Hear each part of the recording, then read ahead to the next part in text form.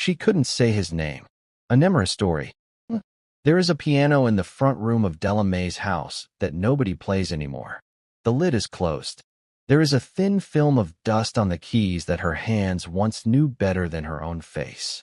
For 3 years it sat silent, in a silent house, where a woman who had filled rooms with music could no longer make a single sound. The stroke took her voice on an ordinary Tuesday, in the kitchen where she'd made breakfast for 50 years. It did not take her mind. The doctor said so plainly. She is still in there, they told the family. All of her. But here is the cruel thing about a person who cannot speak. The world cannot hear the mind. It can only hear the silence. And little by little, the people who love you most begin to grieve you while you are still sitting right there in the room. Della May sat in that room for almost a year, watching something terrible happen to her, trying, every single day, to tell someone. And every day, the world decided she was just confused. This is the story of what she knew. And the one person who finally stopped looking past her and looked at her instead. Early CTA. Before we go any further, if stories like this one tend to stay with you, take a moment to subscribe so the next one finds you. And tell me in the comments where in the world you're listening from tonight. It always means more than you know to see how far these stories travel. You have to know who she was before the silence, or the rest will not land. Della raised 3 children, buried a husband, and never once let anyone tell her what she had or hadn't seen. For 40 years, she taught piano to half the children in her town. Her hands were the most alive thing about her. Quick, certain hands that could find any note in the dark. When her granddaughter Simone was small and frightened of storms, Della had a way of calming her. She would take Simone's small hand and press her thumb into the center of her palm. 3 slow presses. It meant, I am here. It was their private language, older than words, from back when Simone was too little for words to mean much anyway. I am here. 3 presses. Remember that. It matters later more than you know. That was the grandmother Simone had. Sharp, funny, a little proud. A woman whose hands could say anything. And then the stroke closed the lid on all of it.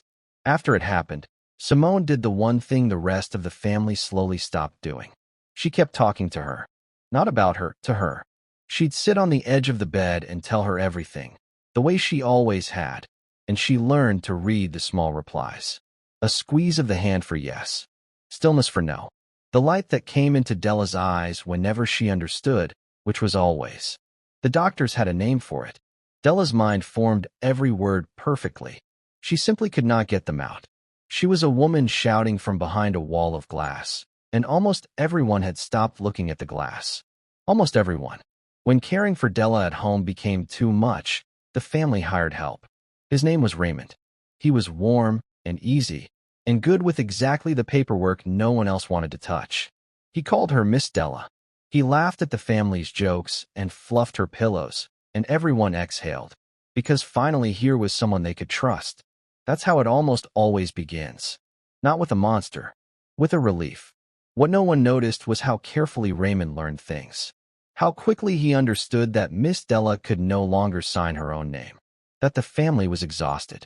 That a woman who couldn't speak, couldn't testify, couldn't object, couldn't tell. He hadn't found a patient. He'd found a locked room with an alarm that no one could hear. The change in Della came slowly. She grew agitated. That was the word they used.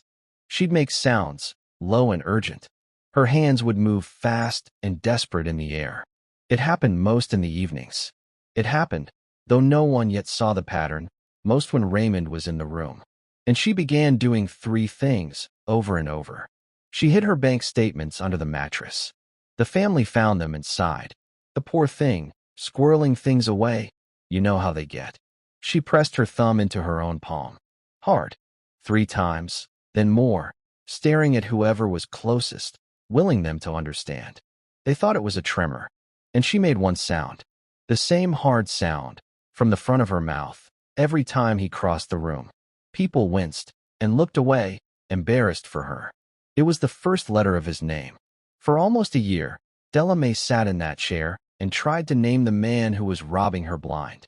And the kinder everyone was to Raymond, the harder she tried. And the harder she tried, the more they were certain her mind was going. And then comes the part of this story that is the hardest to say out loud. Because Della's distress was wearing the family down. So the doctor gently suggested that the agitation was likely the confusion of a failing mind, and that a little something to keep her calm might be a kindness. They said yes. They increased what kept her quiet. Understand what that means. Every time Della summoned everything she had left to scream the truth, the answer was another dose that pulled her further down behind the glass. She was not confused. She was a witness. And the more desperately she testified, the more heavily they sedated the testimony. They were not cruel people. They were tired and grieving, and they had been taught to see an old woman's terror as noise. They were medicating the scream. Simone noticed the way you finally notice something you've stared at for a long time. The agitation had a schedule. It had a name. Her grandmother went rigid and frantic only when one person walked into the room. When she said it out loud, the family pushed back. Hard. Don't do this, they told her. You're grieving. You're seeing things that aren't there. Raymond has been a godsend. Do you know what we'd do without him? Let it go, Simone. Let her rest. And for one long night, Simone almost did. Because it would have been easier. Because everyone she loved was telling her she was wrong. Because believing her grandmother meant accusing the man they all leaned on and dragging a dying woman into a fight. But she kept seeing those 3 thumb presses. That old, private language. I am here. And she understood, finally, that it wasn't Della saying I am here. It was Della asking, are you? The next afternoon, when they were alone, Simone took her grandmother's hand and said, I'm going to say some names. If I say the right one, squeeze. She started naming people. The doctor. The neighbors. Della's own children. Nothing. Stillness. No. No. No. And then Simone said, Raymond. Della squeezed her hand so hard it hurt. She squeezed it and would not let go, and the tears the doctors had said her damaged face could barely make were pouring down it now. And her thumb was pressing into the back of Simone's hand. 3 times, 3 times, 3 times. She couldn't say his name, so she squeezed it into mine. After that, Simone stopped being only a granddaughter. She pulled the bank statements from under the mattress. She found the checkbook pushed deep in a drawer Della could barely reach. She found the withdrawals, small at first, then not small at all.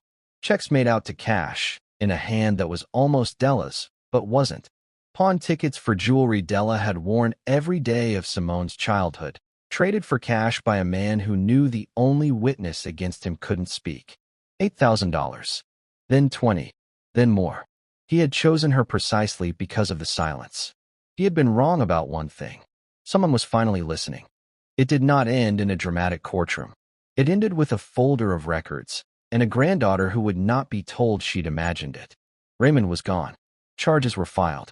The slow machinery of justice began to turn for a woman the world had already written off. But that is not the part anyone in that family remembers. What they remember is the night they understood what they had done. That every dose they'd given her to keep her calm, they had given her while she was trying to save herself.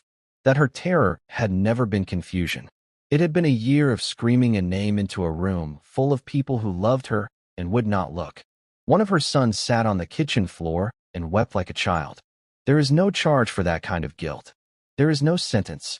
There is only the rest of your life, knowing. A few days later, when it was over and the locks were changed and the house was quiet again, Simone sat on the edge of the bed, the way she always had.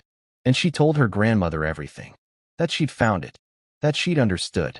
That Raymond would never come back. And then she said the thing that broke them both. I heard you, Grandma. I'm sorry it took me so long. But I heard you. You did it. You told me. Della May looked at her granddaughter, and something crossed her face that everyone had been told was no longer possible. Something whole, and clear, and unmistakable. Relief. She lifted her hand. Those quick, certain hands, gone slow and trembling now, and she pressed her thumb into the center of Simone's palm. Not 3 times. Once. The way you do when you finally get to say the one thing you've been trying to say for a year. Thank you. Della May lived a few more months. Peaceful ones. Believed ones. Simone came every day and talked to her like she was still all there, because she always had been. Sometimes she'd hum, His eye is on the sparrow, and her grandmother's slow fingers would move against the blanket, finding notes only she could hear. She never said another word. She didn't have to. The last language they shared was a hand inside a hand, and in the end, it turned out to be enough to say everything. We tell ourselves there will always be more time, that the people we love will always be able to reach us, and that we'll always be listening when they do. Della may ask something harder of us than that. She asks us to remember that the people we love are still in there, behind the silence, behind whatever wall the years build, still themselves, still trying to reach us. All they ever need is for someone to keep looking at the glass. NCTA. If she stayed with you tonight, don't let her leave alone. Subscribe, share this with someone who needs it, and in the comments, tell me where you're watching from, and who in your life you would never stop listening to. I read every single one. Some stories never leave.